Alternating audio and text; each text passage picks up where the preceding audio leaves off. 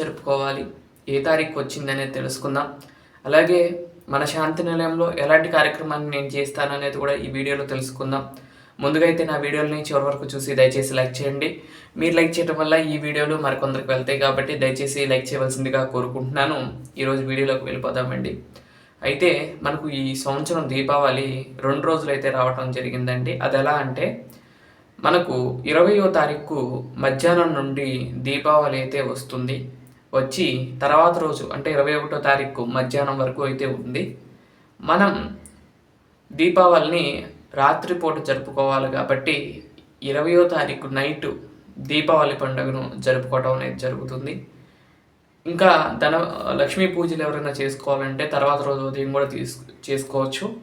కానీ మనం దీపావళి అంటే కనుక రేత్రి పూజని ప్రత్యేకంగా చేస్తాం కాబట్టి ఆ రోజు రాత్రే ఈ యొక్క కార్యక్రమాన్ని జరుపుకోవాల్సిందిగా నేను కోరుకుంటున్నాను.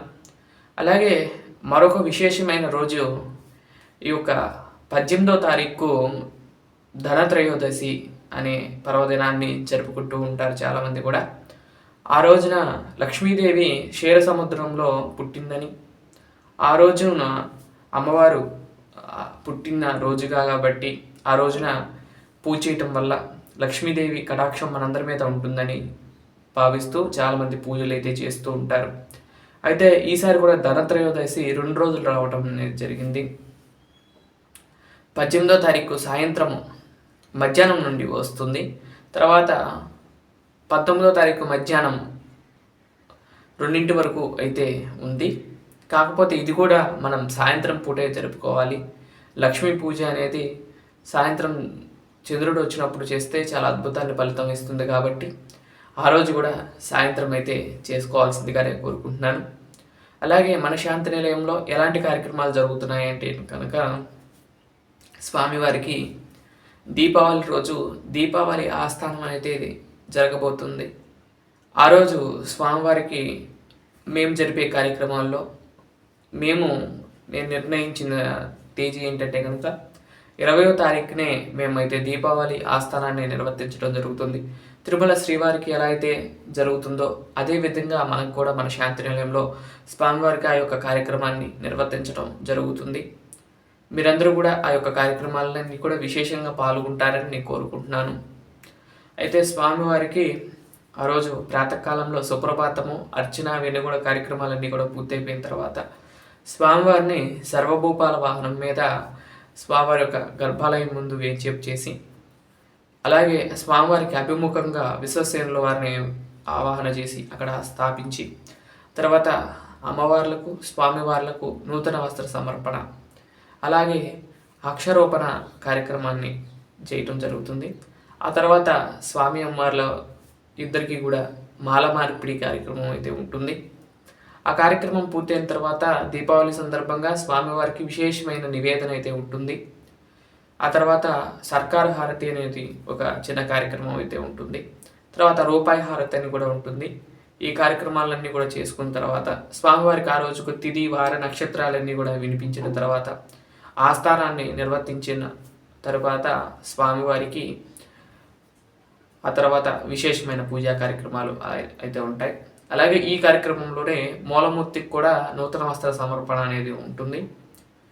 ఈ దీపావళి రోజు స్వామివారు చక్కగా ఈ యొక్క సాయంత్రం పూట లక్ష్మీ పూజలో భాగంగా పద్మావతి అమ్మవారిని విశేషంగా దీపాల కాంతుల్లో అలంకరించి చేయటం జరుగుతుంది. ఆ రోజు నుండి స్వామివారికి విశేషమైన పూజా కార్యక్రమాలు అయితే చేయటం జరుగుతుంది.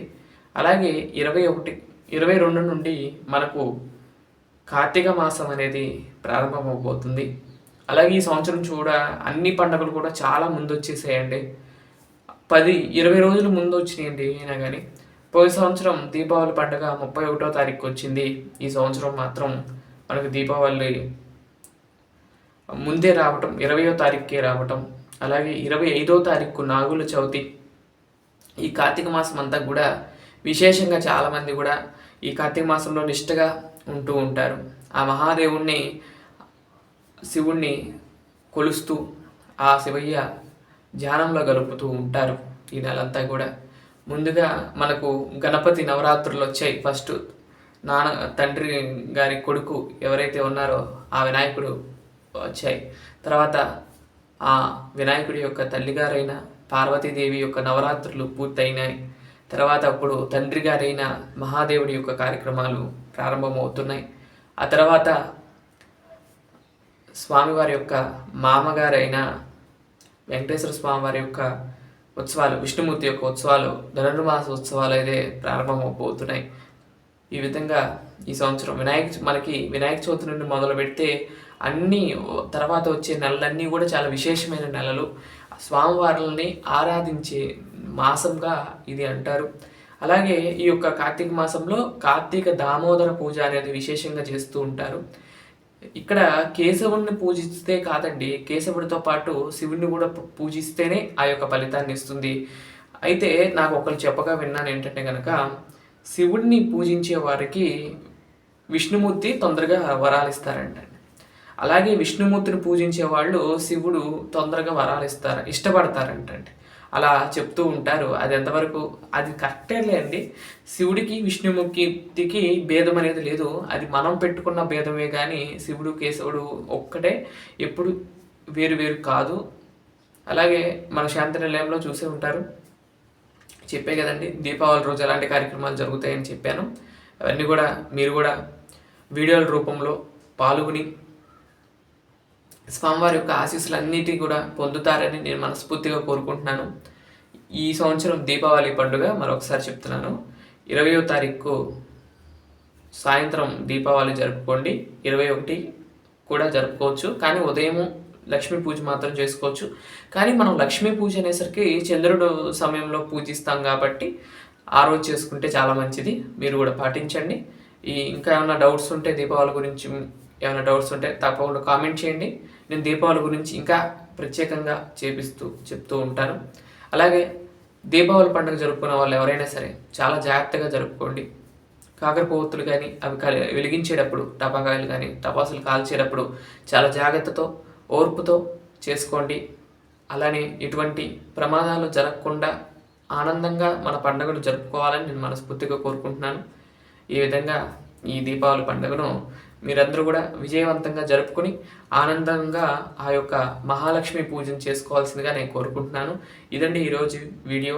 మరొక మంచి వీడియోతో రేపటి వీడియోలో కలుస్తాను. అంతవరకు సెలవు, నమస్కారం.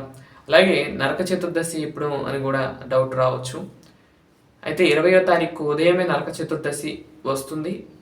అయితే ముందు రోజే వస్తుంది కాబట్టి ముందు 19వ తారీఖు సాయంత్రము మధ్యాహ్నం నుండే వస్తుంది నరక చతుర్దశి. అప్పటి నుండి కూడా చేసుకోవచ్చు. అప్పటి నుండి కూడా నరకాసుని వధించే వాళ్ళు చాలామంది ఉంటారు, అంటే చేసేవాళ్ళు ఉంటారు. అది కూడా చేసుకోవచ్చు అండి, తప్పలేదు. ఇదండి ఈరోజు వీడియో. ఓం నమో వెంకటేశాయ.